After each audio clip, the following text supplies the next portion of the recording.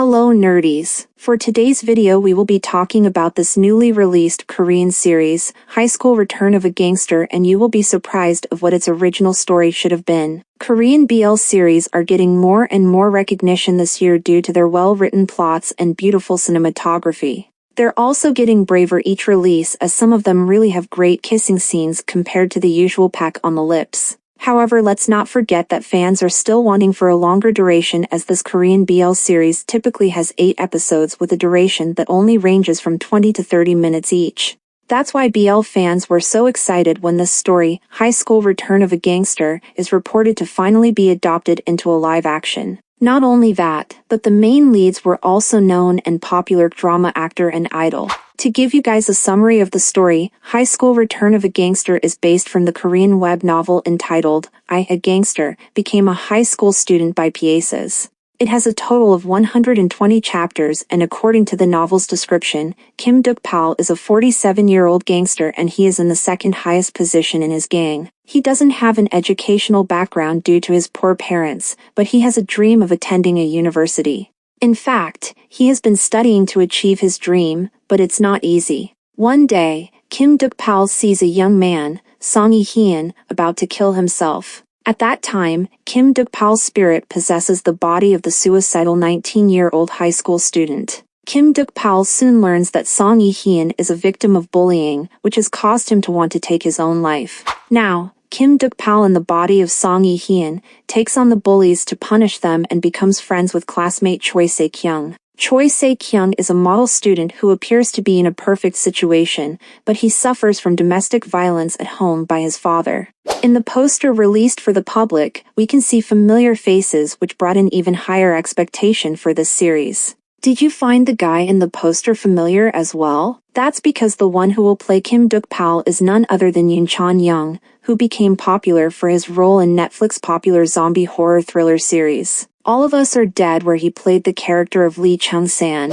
Meanwhile, his partner who will play the role of Se-kyung is none other than Golden Child's Bong Jae-hyun, who also starred in a supporting role in Twinkling Watermelon as Ha-eun-ho, Boon Jae-ol's brother. Lee Seo-jin joins the cast as well with a special appearance as the 47-year-old Kim Duk-pal. However, BL fans' excitement were suddenly turned into confusion and disappointment as the production team announces the removal of the BL plot on its live adaptation. With a fan in X showing its disappointment to Korea being a conservative country, but that doesn't mean they can take the main ingredient out of the soup, which is how he compared the news. The production team's decision to exclude the BL storyline was not taken lightly. It was influenced primarily by considerations related to investment and the costs associated with producing a series within the BL genre. The team expressed that their initial vision was to craft a story around the theme of bromance rather than delve into the complexities of a full-fledged BL narrative. This decision was further supported by the belief that the original material and characters held enough intrigue and depth to stand alone without the BL aspect,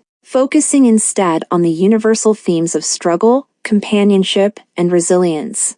According to the translated article of the Korea Times entitled, Meeting the Public Through CGV, I'm a Gangster and I'm a High School Student. BL genre, production cost investment, recoup has a limit. The production team told this magazine that, it is true that the BL genre has a limit to production cost investment and recoup or production cost recovery. That's why I wanted to do this as a bromance from the beginning.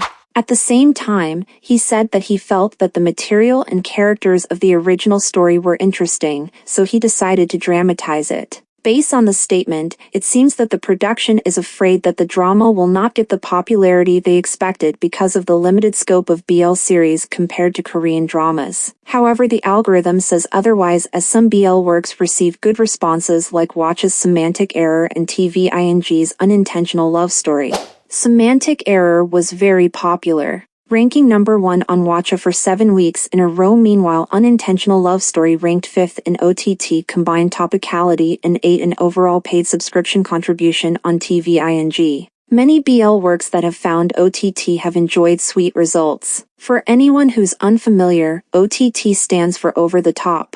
It is a platform that delivers content directly over the internet, bypassing traditional TV channels and broadcasters. Some popular BL platforms include Viki, Gagawalala, iQIYI, and Netflix. However, there is still a strong perception that it is a genre for enthusiasts. Reporter Jong Han-byeol also added in his article that although it is true that the BL genre has been loved through web novels, webtoons, and some OTT dramas, it is still difficult to see it as a genre that guarantees box office success. Which leads us back to the narrative that money or revenue is still the top priority. After hearing this statement from the production team, some fans were still skeptical about the reason why the BL plot is removed and proceed to express their own theories and sentiments regarding the issue. One fan stated that they removed the BL aspect because it has many popular actors, which is a very bad reason if this is the truth. Because we all know how some BL actors are just using BL series for fame, and there is still a need for more key actors to represent in BL genre. Another thing I see is the actors getting the negative backlash because of how conservative South Korea is, which may lead to them losing their fans and getting typecast. I mean, I already saw some comments of people watching this show stating that they will drop this show if ever it happens to be a boys' love series, which is a total hypocrisy seeing how they praise and love this show and the casts in the beginning.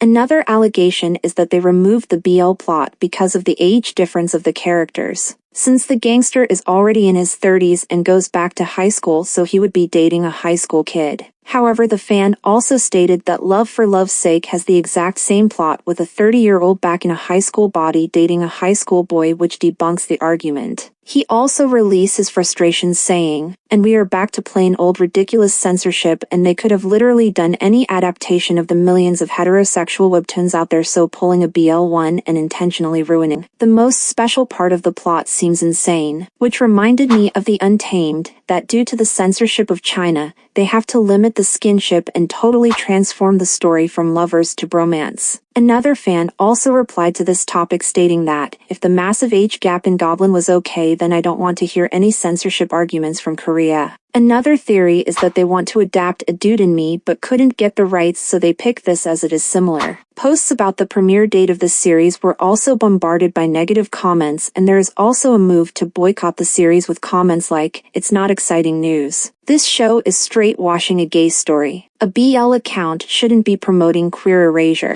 Sick of heteros ruining our story. No thank you. I will be skipping this. Not a BL. Don't watch this trash if you love BLs.